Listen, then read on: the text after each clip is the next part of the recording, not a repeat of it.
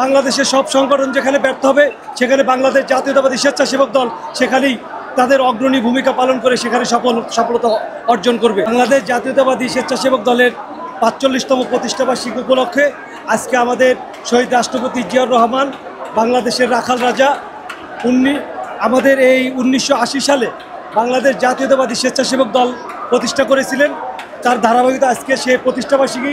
আমাদের যেহেতু শহীদ রাষ্ট্রপতি জিয়াউর রহমান বাংলাদেশের এই স্বাধীনতার ঘোষক এবং আমাদের দলের প্রতিষ্ঠাতা, তাই তাদের এই মাজারে আমরা পুষ্পার্পণ করব এবং দোয়া করব তার জন্য যাতে আল্লাহ তাকে জান্নাতুল ফেরদৌস নসিব করেন। এবং আগামীতে আমি দেশে বার্তা দিতে চাই, বাংলাদেশ জাতীয়তাবাদী স্বেচ্ছাসেবক দল সবসময় বাংলাদেশের জনগণের পক্ষে কথা বলে।